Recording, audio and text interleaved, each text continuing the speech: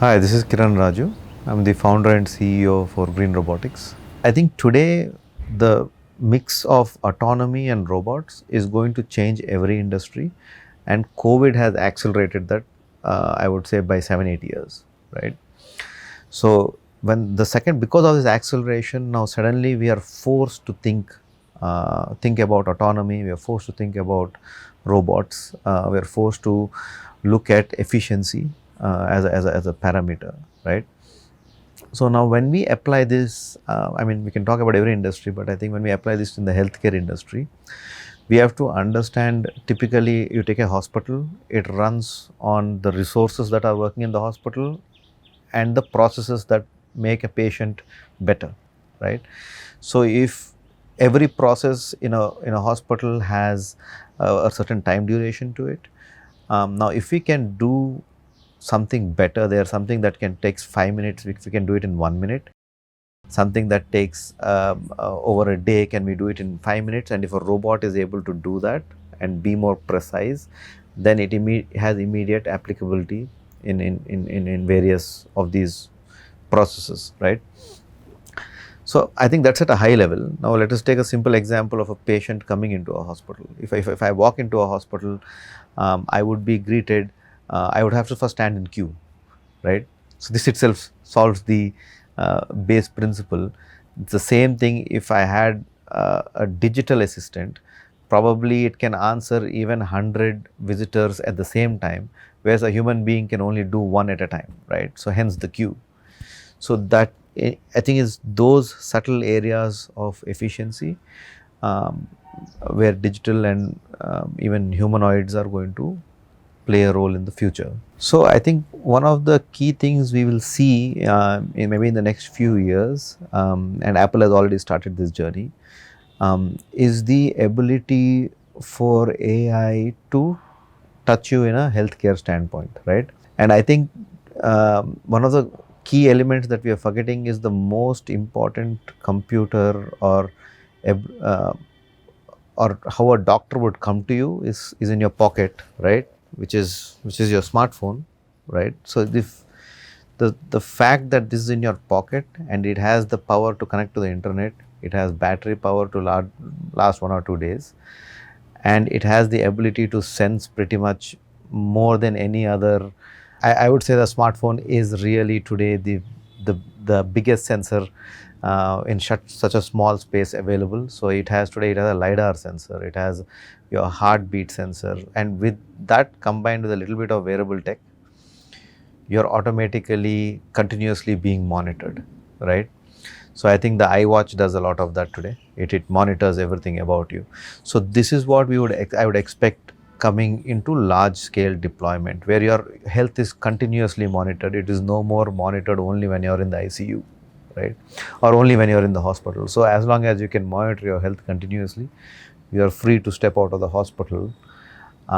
So I would say in the future, um, a lot of the services that a hospital is providing will come directly to your smartphone and through the smartphone to you, right?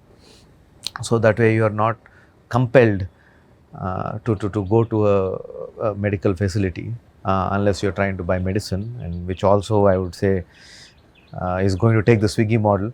I think today we can very clearly say that the amount of times we are going to visit a medical store is going to reduce, right? And once drone deliveries or something of that sort comes into play, you can imagine it's reduced to minutes, right?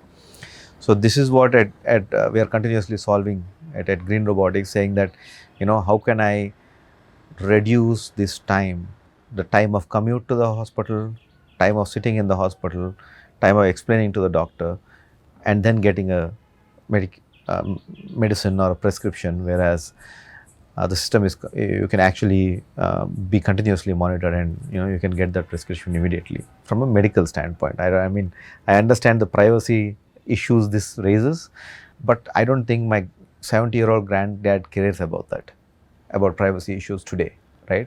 Maybe might be for younger adults like myself, but somebody who really needs to be monitored, telemedicine is going to take leaps and bounds going forward, right?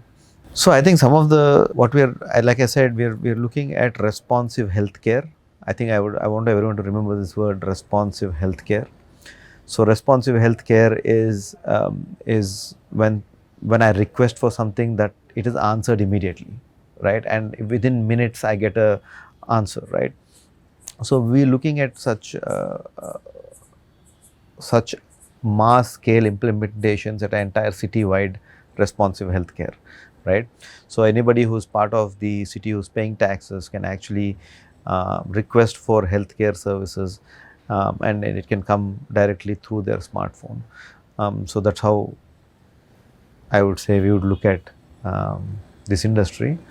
I think the healthcare infrastructure today, I would say, there are enough hospitals, there are enough hospital beds, there are enough facilities, but the connection between, I mean, we all know that every time the first problem I have, everyone goes to Apollo, right? So it's not, you know, we have to understand that me as an employee of Green Robotics, I have a different health plan. Me personally, I have a different health plan and insurance. Apart from that, me being on board of XYZ company, I have an insurance plan. Me being part of American Express has an insurance plan. So how do we, you know, how do we bring all these together? How do we bring that to one healthcare ID, right? And how do I raise my problem with the government to use government resources or private resources, right? So we are building this responsive healthcare system, right? And we are doing pilot projects on this. Yeah, and I think this is going to enable remote healthcare in the future. I don't think, I think we can, one thing we can assume very clearly is that how easy Swiggy is, that's how easy healthcare will be in the coming future. So what all robots we see, why are there more robots abroad than they are in India? I think this is a very interesting question. I always have a lot of people tell me like, no, Indians are not cool enough to have robots. I'm like, it's not a matter of cool. It's a matter of cost, right? Does it make sense to have robots, right? So India is a place where the population is very high. You have a lot of people to employ, right? So robots will only come in places which are beyond human capability, right? Where a human being cannot do something, like a human being cannot be in a hot furnace changing a bolt, right? So that's where robot will come in. But otherwise, there are human beings to actually do it, and it's fair that human beings should do this, right? Because when we come as robots as a service, we have to understand that we are competing with humans when to bring robots into the workforce. And if the human man hour is cheaper there, then why should we not use humans? We should use humans. Robot, it's only when human man hour has exceeded that of a robot is where the challenge is. And today, think of solar power 15 years back. We would say that 15 rupees a unit, right? And everybody made their business plans expecting 15 rupees a unit, and today it's at 2 rupees a unit or less than 2 rupees a unit. So that's how you have to think about robots, because as time goes on, they will become cheaper and cheaper and cheaper, and eventually they will somewhere cross the barrier of where if I want my lobby of my hotel mopped, the robot will do it at 5,000 rupees a month, where if I have to hire a human being, it takes 10,000 rupees a month, right? So and that is when the crossover will happen, and robots as a service will come into play.